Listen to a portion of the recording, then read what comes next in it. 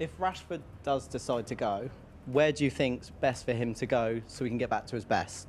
Paul? I think definitely abroad. I think he needs a new change. I think the problem is, and he'll have to understand this, wherever he goes, he'll have to take his head with him. People think, oh, I'll go over and I'll play in Italy or I'll play in Spain, I'll go Barcelona. You know, it'd be a different club, but he's still got to take his head with him. And at the moment, that's the problem. You know, he's not running around. I mean, when your manager's turning around saying you're not running around, there's nothing worse than that. I mean, that's the worst. So that's what he's got to understand. For me, I'm not a Man United fan, but I still think they're one of the biggest clubs in the world. Wherever he goes, he'll be downgraded. Guys, what I mentioned before, that 2 weeks before the start of the window, he's done this interview. Do you think he may have overestimated the market that was in for him when he did that interview? I don't think he understands how much wages he's on. Exactly. I think he thinks that's the norm. I think 350 grand is, well, that's what you hear. I don't know if that's true. But if it's 300, I mean, that's a lot of money. You know, in this day and age, I think 4 or 5 years ago, I think, you know, you've sat at transfer deadline day and people just go bang, well, look, crash. But now, you've got to watch your pennies now, and I just don't see what's going to happen. I think his wages are a bit lower than that because United are not in the Champions League. Grand? I think when they're in the Champions League, higher. I wonder why he wants to leave. He must be I think they're over 300. So what do you think, Clinton? Well, with Where should he go? Where should he go? Yeah, he should go abroad. Listen, if he stays in the Premier League, I like Marcus Rashford. I always have liked him as a footballer. I don't know. When I'm playing, and Mercy's right, Man United for me are the biggest football club in the world. When I was playing, you'd walk up the motorway to go to play for Man United. So I don't understand a player of that ability when you're at a club like that, you don't run through brick walls. I look at Marcus Rashford, I don't know him personally, but he's got the best job in the world. You ask anybody in there, they'd love to be a professional footballer. Play with a smile on your face and go and enjoy yourself. I want to see the Marcus Rashford that was taking people on, scoring goals when he burst onto the scene. So I think a different challenge. I'm not saying his Man United career is over. I just think he needs a few months, maybe go abroad, get your confidence back, then come back to Man United, can be a different player. But it's hard to come back when your manager says he'd rather put a 61-year-old goalkeeper coach. 63. Whatever. Wow, I was trying to make it a bit cheaper. Yeah, 63, because if my manager said that about me, my head would be rolling off, so I wouldn't like that. What does Amrin, how many does he have to get in to get United challenging for, say, top 4? Wow. 11. I wouldn't say 11, but you'd think 6 or 7. You'd think 6 or 7. I mean, Man United are going to be dipping into what the lad that they're trying to buy from Leach. That's what they're going to be dipping into, which is a heads or tails. Is it going to work? Is it not? You know, 30, 40 million, 25 million pound players.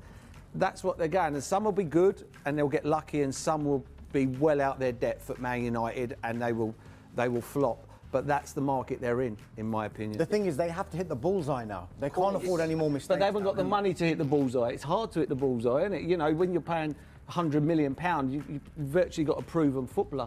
You know, but at the moment, when they're buying people, you know, from Leach, and no disrespect to the lad, I haven't seen him play, but he plays at Leach at the moment.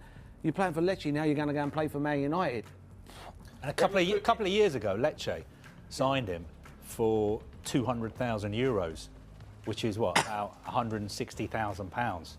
And now, a couple of years later, they're going to sell him for 25 million. This is the problem you have. The problem we have, though, is like Gyokeres is from Coventry. He was under everybody's nose. Yeah. But then he has to go to Sporting Lisbon. It's not the strongest league in the world, Portuguese league, by far. Scores a lorry load of goals. Now he's the most wanted player in the world. He hasn't got any better.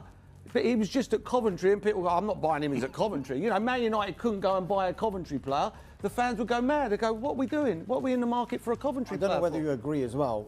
You're saying 6 or 7 players. You know, like if current Liverpool, Man City or Arsenal, for example, if they're going into the market and buying 3 players, they're improving their squad. It's almost like United need 6 or 7 players that are going to go straight into the team, let alone in the squad, right? That's what they need. Yeah, they do, and it's going to be hard, and they have to improve the squad.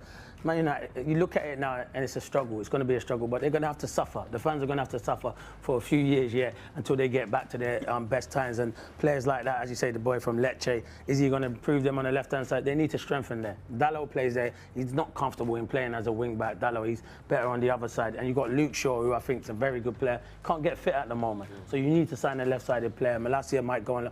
Their recruitment recruitment has not been good enough. And I'll say that with Anthony. You sign a player like Anthony, nowhere near good enough. For Man United Football Club, with the wingers that they've had in the past, you might as well kept Jadon Sancho, because Sancho has proved that he can be successful. He went to Chelsea and is starting to deliver, playing with a smile on his face, playing well. And that's what I think Rashford needs, that move. When you see what Sancho's doing, that's why I think Rashford needs that move. What do you make of Amorim? Yeah, I like him. He's only young though. He's 38. He's young. Being at Sporting, it's a big Portuguese club, but now he's the biggest team in the world. They lose at home to Bournemouth and Brighton, or especially Brighton. It doesn't shock you, but it shocks the whole world. It doesn't shock us, but it shocks the whole world, and he doesn't understand that at the moment. But he will. I hope he gets it right, but only time will tell. Only time will tell. I feel sorry for the lad up front, Højlund. I think he's a young player who I think will be a good player. But to lead the line at Man United at no age is a lot to ask. And when you're a centre forward, you're only as good as the players behind you, and he ain't got much behind him. And that's the problem. I do like Ahmed, though. Ahmed Diallo's been a star. He's the one I look for. I'd build the team around at the moment. Obviously, we know Bruno Fernandes is an exceptional player, but Ahmed's the one for me. He's come in there and he's hit the ground running. But yeah, they need a lot. They need to do a lot of business. Well, he's still with Lecce, even though we understand the deal's done. If you were Man United, would you be absolutely terrified he's going to get on tonight and break his leg? Yeah, maybe. Okay. Could have just said a hamstring. Hamstring. Yeah, you know what I mean? Pull the fire or something like that.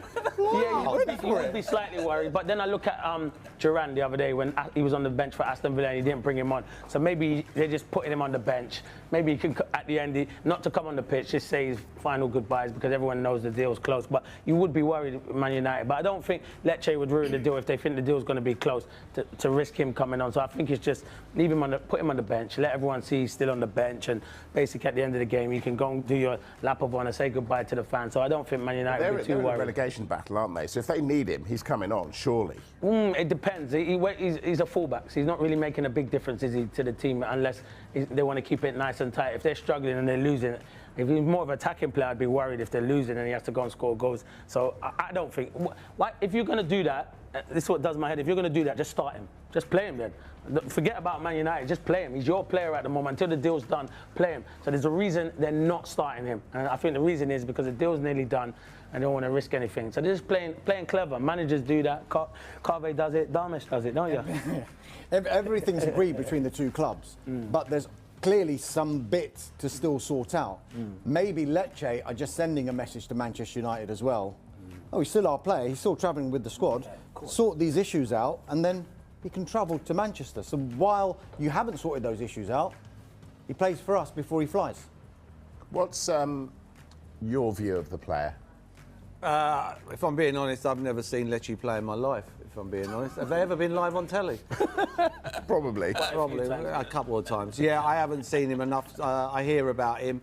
But you know what? I'm always one of them. When someone rips it up or who does well in Italy, I always think if Inter Milan and Juventus and Napoli and AC Milan, if they're not coming for you, and they've been watching coming for him. Just Napoli, and they're watching him week in, week out over the last year or so, I just find that strange. I don't know why. I just find it strange. And we've seen it with Højlund. Højlund comes for a lot of money and the big boys didn't go in for him in Italy. And look what's happened. He hasn't scored a lot of goals and they've probably seen that he was probably too young at the time. So that would be my only worry. I think it also... He can't do any worse. It also shows you where Manchester United are at the moment. Because I'm sure all of us remember